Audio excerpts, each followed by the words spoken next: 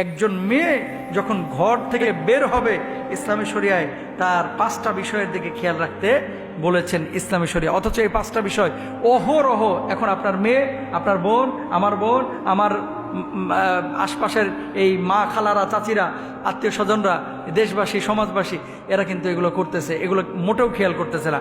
আপনাদেরকে বলতেছে এগুলো একটু শুনে নেন। 1 নাম্বার, কোনো মেয়ে যেন বাইরে সুগন্ধি ব্যবহার করে না যায়।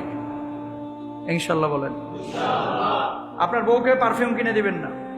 পারফিউম যদি কিনে দেন বলবেন যে এই পারফিউম শুধু ঘরের মধ্যে ব্যবহার করবা, বাড়ির মধ্যে, বাইরে যাওয়ার জন্য না।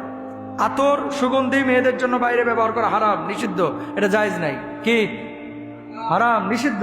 অথচ ইদানিং কিছু মা বোন এমন পারফিউম ব্যবহার করে রাস্তাঘাটে যাচ্ছে, ওই রিক্সা দিয়ে যদি 500 মিটার দূর দিয়ে যায় তাও যেন ঘেরান পাওয়া যায়, এরকম অবস্থা। অথচ এটা নিষেধ। এগুলো আলোচনা করবে না, এগুলো আলোচনার বিষয় না তো মানুষ। তো হুজুর এগুলো আপনারা এখন আগের যুগে পড়ে রয়েছেন, এগুলো কি আলোচনার বিষয়? এগুলো আলোচনার বিষয় না জানানোর কারণে আজকে আমার মা বোনেরা এই ভুল পথে পা দিচ্ছে, ঠিক কিনা? 1 নাম্বার, কোনো মা বোন যেন সুগন্ধি ব্যবহার করে বাইরে না যায়, এটা খেয়াল করবেন। 2 নাম্বার, আওয়াজ হয় এরকম কোনো অলংকার ব্যবহার করা যাবে না। আওয়াজ কানে এত বড় ঝুমকা লাগাইছেন যেন একেবারে ধান সেদ্ধ করা পাতিল। কথা বুঝেন নাই? ধান সেদ্ধ করা পাতিল ছোট হয় না বড় হয়? বড় হয়। 2 কানে যেন 2টা পাতিল লাগায় রাখছে, আবার মাঝে ঝুনঝুনি মারছে, পায়ে এমন ঝুমকা লাগাইছে ওই যে হাতির পায়ে যেগুলো লাগায় আর কি, এত মোটার ঝনঝন ঝনঝন করে আওয়াজ হচ্ছে। এই ধরনের কোনো আচরণ যেন না হয়, ইনশাল্লাহ বলেন। আপনারা যদি না বানায় দেন, মাল যদি না দেন, তাহলে কিন্তু বানাইতে পারে না। কিছু জামাইও আছে, আরে বিয়ে করছি, এত সুন্দরী একটা বউ, মানুষে না দেখলে কেমনে হয়, একটু দেখুক না, এরকম কিছু লোক আছে না? 5 ওয়াক্ত নামাজ পড়ে না, কিন্তু 20 ওয়াক্ত প্রতিদিন 20 বার বউয়ের ছবি ফেসবুকে আপলোডও করে। আছে না নাই? যেন হের বউ একাই আছে আর পৃথিবীর কারো বউটাও নাই। অতি উচ্চ বংশীয়, ওই যে গরুর মতো আর কি, এর বউটা অতি উচ্চ বংশীয় এবং অতি সুন্দর, এই জন্য ফেসবুকে দেয়। যারা কাপুরুষ তারা ফেসবুকে বউয়ের ছবি দেয়, সুপুরুষ কখনো দেয় না। মানে তিতা বলে ফেললাম আর কি, কথাটা তিতা লাগবে, কিন্তু বাস্তবতা এটাই। ফেসবুকে বউয়ের ছবি দেন কেন? আপনি জানেন আপনার এই বউকে নিয়ে অনেকে উল্টাপাল্টা কথা বলে যে দোস্ত রে, আরে বাবারে সালমান যে একটা মাইয়া পাইছে রে দোস্ত, একেবারে একের কথা বলেন। আছে না নাই?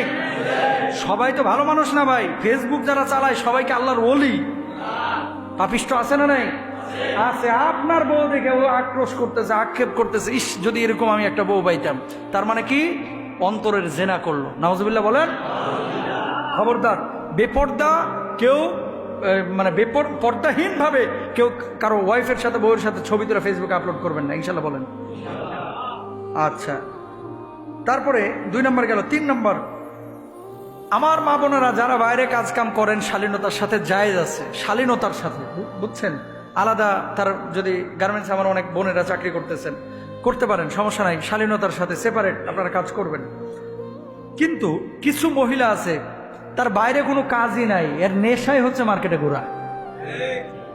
আছে না এরকম? বাইরে কোনো কাজ নাই, কিন্তু বাচ্চারা স্কুলে দিয়ে তুই বাড়িতে এসে না চলে আসবি না, বাড়িতে যায় না। হ্যাঁ, যাই কই ফ্যান্টাসিতে ঘুরতে, যাই কই উত্তরায় ঘুরতে, যাই কই ওই চলে গেছে ভাই ভাই, কোথায় চলে গেছে? চলে গেছে আশুলিয়া। এরকম অনেকে হয়, মানে বাইরে ঘুরতে পছন্দ করে। মেয়েদের জন্য এটা কিন্তু উচিত না। আল্লাহ সুবহানাহু ওয়া তাআলা পবিত্র কুরআনুল কারীমে বলেছেন, ওয়াকারনা ফি বুয়ুতিকুন্না ওয়ালা তাবাররাজনা তাবাররুজাল জাহিলিয়া।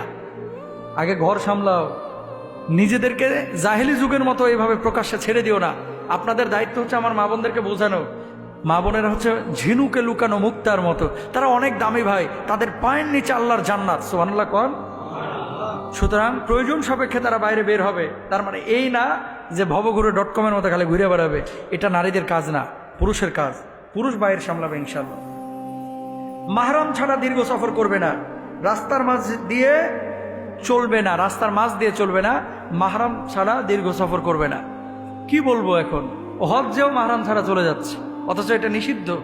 শাফি মাযহাবের কেউ কেউ জায়েজ বলেছেন, আমরা তো হানাফি মাযহাব ফলো করি। হজ্জে মাহরাম ছাড়া চলে যাচ্ছে, ভিসা নিয়ে, ভিসা তো অনলাইনে পাওয়া যাচ্ছে এখন 24 ঘন্টায়, ভিসা নিয়ে চলে যাচ্ছে। পরশুদিন না কবে দেখলাম সম্পূর্ণ হারাম কাজ করতেছে, অথচ সে যাচ্ছে। ওই ভারত থেকে পায়ে হেঁটে সে আলিফ মাহমুদের মতো হজ্জে যাচ্ছে, তা মহিলা। বুঝছেন? জায়েজ নাই, কি নাই? জায়েজ নাই।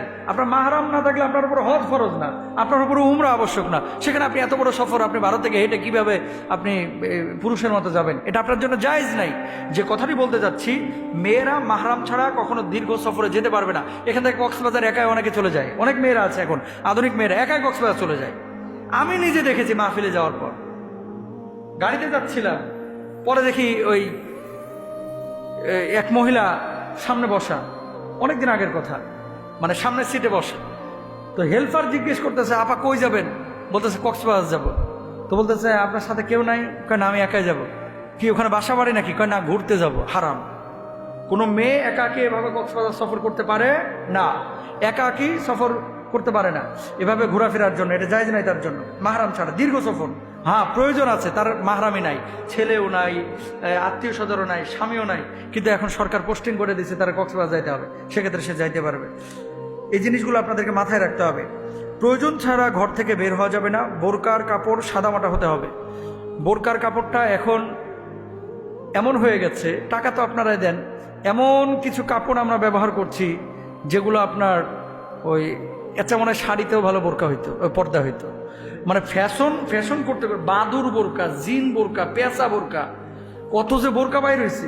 এই যে ফ্যাশন করতে করতে কি হয়েছে, আপনি সাদামাটা পোশাক যদি ব্যবহার না করেন তাহলে কি হবে? মানুষ আপনার দিকে চেয়ে থাকবে, তাকায় থাকবে। তো আপনার তো পর্দার উদ্দেশ্য হচ্ছে শালীনতা। এখন এমন পর্দা আপনি করলেন যে পর্দাটার কারণে মানুষ একেবারে উন্মুখ হয়ে আপনার দিকে তাকিয়ে আছে, এরকম কোনো পর্দা করা যাবে না, প্রিয় ভাইয়েরা আমার। সুতরাং জান্নাতে আমরা সবাই যাইতে চাই, কিন্তু জান্নাতের পথ কি, দিক নির্দেশনা কি, এই দিক নির্দেশনা আমরা কিন্তু অনেকেই জানি না। তাহলে জান্নাতি মানুষের আলামত আমরা পাইলাম, আল্লাহর শেখানো মানে আদব সমূহ আমরা পাইলাম। কিভাবে আমরা আমাদের পরিবারগুলোকে গড়বো, যৌথ ফ্যামিলি নাকি একক ফ্যামিলি, সেটা পাইলাম। পর্দার সাথে ক্ষেত্রে আমাদের মা বোনদের ভূমিকা কি হবে, এবং আপনাদেরকেও পর্দা করতে হবে, দৃষ্টিটাকে অবনমিত রাখতে হবে, লজ্জাস্থান ঢেকে রাখতে হবে, ঢিলা ঢালা পোশাক পরতে হবে, আমরা পাইলাম। আল্লাহ সুবহানাহু ওয়া তাআলা আমাদের প্রত্যেককে বুঝে বুঝে আমল করার তৌফিক দান করুন।